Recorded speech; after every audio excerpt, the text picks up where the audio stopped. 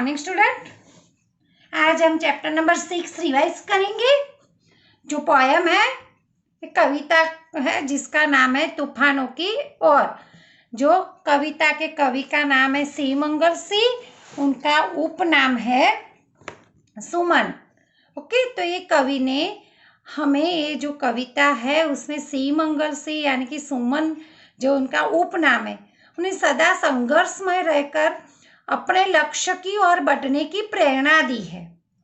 जिस तरह आग में रखकर सोना निखरता है, उसी तरह बाधाएं हमें जीवन जीने की नई राह दिखाती है तथा आगे बढ़ने के लिए हमारे इरादों को मजबूत करती है। ओके, मजबूत बनाती है। तो ये जो कविता में धैर्य, गतिशीलता और संघर्षरत रहना जैसे मूल्य उजागर किए गए हैं, यानी कि कविता के माध्यम से हम हमारे जीवन में जो मुसीबतें आती है, वो मुसीबतों का हमें किस तरह से सामना करना है, कठिनाइयों को डर कर नहीं लेकिन डट कर हमें जो सामना करना है, उसका मूल्य ये कविता में हमें समझाया गया है। तो चलो स्टूडेंट, एक कविता हम स्टार्ट करते हैं। ओके, चलो स्टार्ट करें कविता। तूफानों की ओर घुमा दो नाविक निज पतवार, आज सिंधु ने विष उगला है, लहरों का यौवन मचला है। आज हृदय में और सिंधु में साथ उठा है ज्वार, तूफानों की ओर घुमा दो नाविक निज पतवार। तो कवि सुमन कहते हैं कि हे नाविक, तुम तूफानों का सामना करने के लिए अपनी जो पतवार है वो तूफान की दिशा में मोड़ दो। जहां पे तूफान आ रहे हैं उसकी दिशा में मोड़ दो। आज समुद्र ने जहर, विष मीन्स जहर, सिंधु मीन्स समुद्र, तो आज समुद्र ने जहर उगल दिया है। कठिन परिस्थितियां पैदा हो गई है, तो लहरें भी उमड़कर तुम्हारी नाव को निगल जाना चाहती है, फिर भी परवाह नहीं। उधर समुद्र में ज्वार उठा है, तो कवि के हृदय में भी भावनाओं का ज्वार उमड़ पड़ा है। यानी कि जो कवि के हृदय में भी भावनाओं का ज्वार उमड़ पड़ा है। तो हे नाविक, तू अपनी पतवार है वो तूफानों की ओर घुमा दे, तू किसी से डर मत, ऐसा कवि सुमन ने कहा है। नेक्स्ट है, लहरों के स्वर में कुछ बोलो, इस अंधड़ में साहस तोलो, कभी कभी मिलता जीवन में तूफानों का प्यार, तूफानों की ओर घुमा दो नाविक निज पतवार। यानी कि लहरों के स्वर में कुछ बोलो, क्योंकि जैसे लहरों का स्वर ऊंचा हो रहा है और उनका जोर बढ़ रहा है, वैसे ही तुम तैयार हो जाओ और आंधियों के सामने उठ जाओ और स्वयं आजमा कर देखो कि तुम में कितनी हिम्मत है। इस अंधड़ में यानी कि इस आंधी में, आंधियों के सामने उठो और अपने आप को आजमाओ कि आप में भी कोई शक्तियां कम नहीं है, आप में भी हिम्मत ज्यादा ही है। यानी कि कभी कभी मिलता है, यानी कि जीवन में तूफानों का जो प्यार है ये कभी कभी मिलता है। यानी कि जो भाग्यशाली लोग हैं उनको ही जीवन में कठिनाइयों का सामना करने को प्राप्त होता है। इसीलिए हे नाविक, तुम अपनी पतवार को तूफानों का सामना करने के लिए तूफानों की दिशा में घुमा दो, मोड़ दो, ऐसा कवि सुमन ने कहा है। आगे देखते हैं हम। यह असीम निज सीमा जाने, सागर भी तो यह पहचाने, मिट्टी के पुतले मानव ने कभी न मानी हार, तूफानों की ओर घुमा दो नाविक निज पतवार।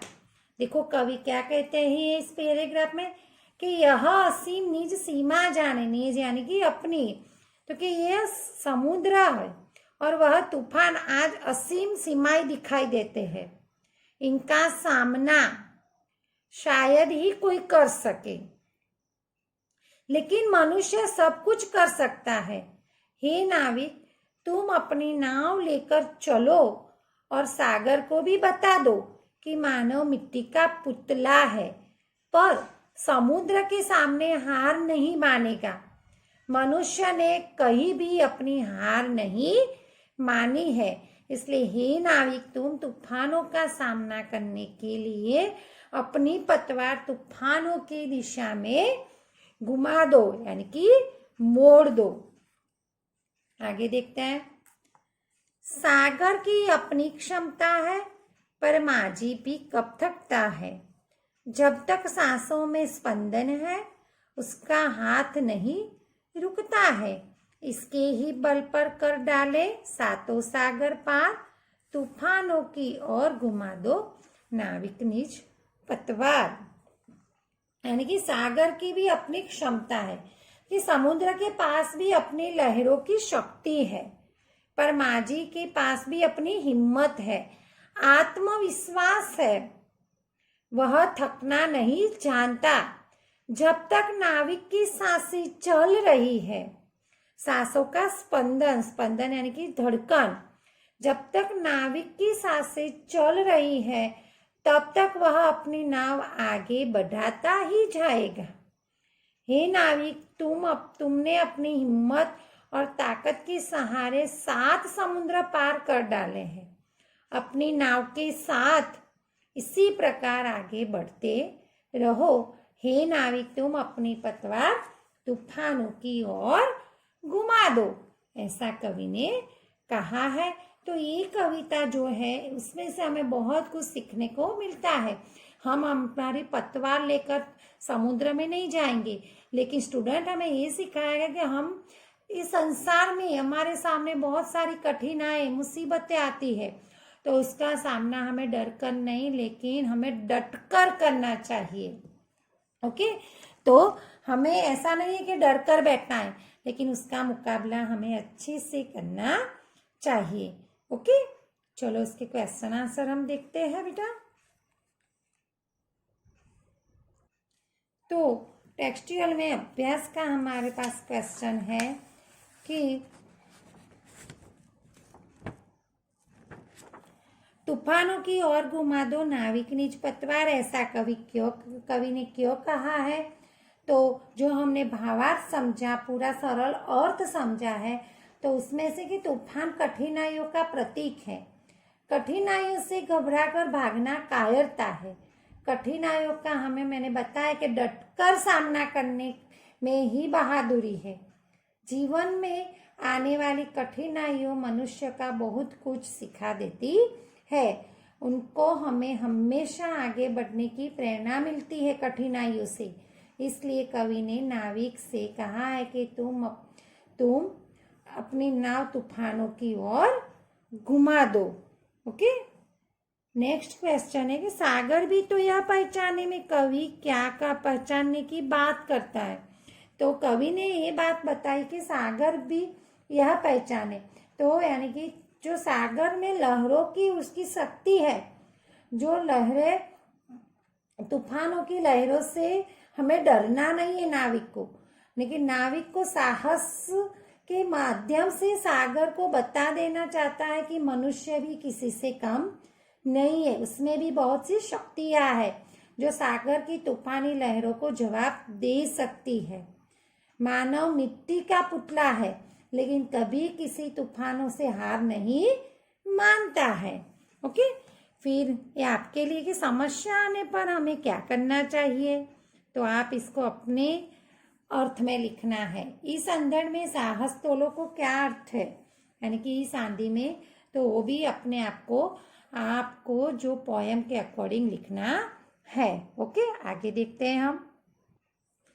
नेक्स्ट एक कविता दी है, तो जो हम अनसीन पैसेजेस लिखते हैं, ऐसे पोयम होती है, तो ये पोयम में ऐसा हो सकता है।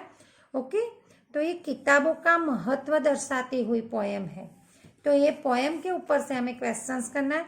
किताबों में कौन चहचहाता है, तो हम देख सकते हैं यहाँ पे कि किताबों में चिड़िया चहचहाती है। तो चिड़िया। किताबें किसके किस्से सुनाती है? तो किताबों से हमें किसके किस्से सुनने को मिलते हैं? तो परियों के, तो परियां। किताबों में किसके लहलहाने की बात की गई है? तो किताबों में क्या लहलहाता है?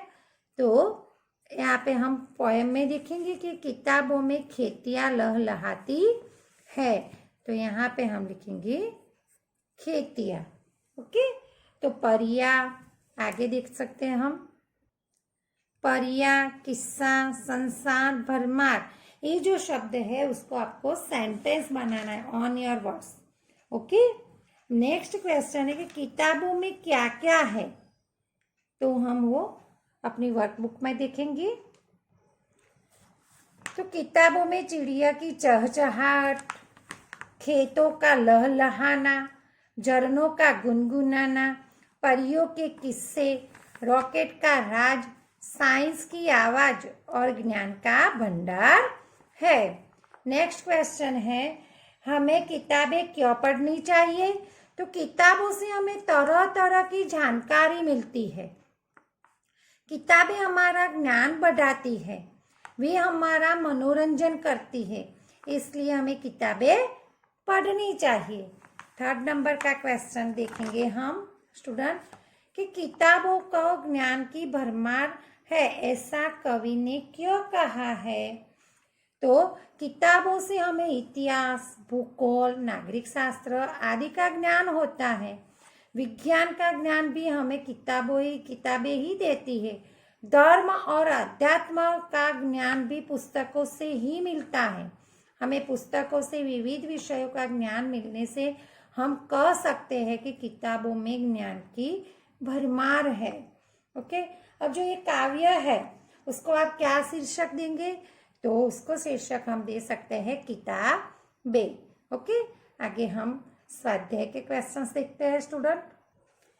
जो स्वाध्याय का फर्स्ट क्वेश्चन है, कवि ने मनुष्य की किस विशेषता की ओर इशारा किया है? तो कवि ने मनुष्य की किस विशेषता की ओर इशारा किया है? तो कवि सीमंगल सी यानी कि सुमन कहते हैं कि मनुष्य सब कुछ कर सकता है। उसने कभी हार नहीं मानी, वह थकना नहीं जानता। जब तक उसमें सांस है तब तक वह आगे ही आगे बढ़ता रहता है। न मनुष्य की साहस की सीमा है और न उसके आत्मविश्वास की। अपने साहस और अद्भुत आत्मविश्वास के बल पर ही उसने 7 सागर पार किए हैं। इस प्रकार प्रस्तुत कविता में कवि ने मनुष्य के अपार साहस, शक्ति और आत्मविश्वास की ओर इशारा किया है। ज्वार कहाँ कहाँ उठा है? तो ज्वार एक और समुद्र में उठा है, तो दूसरे कवि के हृदय में भावनाओं का ज्वार उठा है। ओके, नेक्स्ट क्वेश्चन, समुद्र ने कैसा रूप धारण किया है? तो आज समुद्र ने रौद्र रूप धारण किया है। जो समुद्र आज जहर उगल रहा है। समुद्र से लहरें इस प्रकार उठ रही है जैसे माझी की नाव को निगल जाएगी। तूफानी समुद्र ऐसा लग रहा है जैसे उसका सामना कोई नहीं कर सकता। सागर के ज्वार ने बड़ी कठिन परिस्थितियां पैदा कर दी है। तूफानी समुद्र आज अपनी असीम शक्तियां दिखाने पर तुला हुआ है। उसकी लहरों ने जैसे मनुष्य को पराजित करने की ठान ली है। इस प्रकार समुद्र ने बड़ा उग्र रूप धारण किया है। नेक्स्ट क्वेश्चन है हमारा, कवि ने मनुष्य को मिट्टी का पुतला क्यों कहा है? वो देखते हैं हम। तो कवि ने मनुष्य ने मिट्टी से बनी धरती पर जन्म लिया है। वह मिट्टी में खेल खेल कर बड़ा होता है। मिट्टी में उत्पन्न होने वाले पदार्थों से ही मनुष्य का पालन पोषण होता है। मिट्टी उसकी माँ है। मनुष्य के मर जाने पर उसका शरीर मिट्टी में ही मिल जाता है। इस प्रकार मनुष्य अपने जन्म से लेकर मृत्यु तक क्या मृत्यु तक मिट्टी से जुड़ा रहता है। मिट्टी से मनुष्य की इसी अभिन्नता के कारण कवि ने मनुष्य को मिट्टी का पुतला कहा है।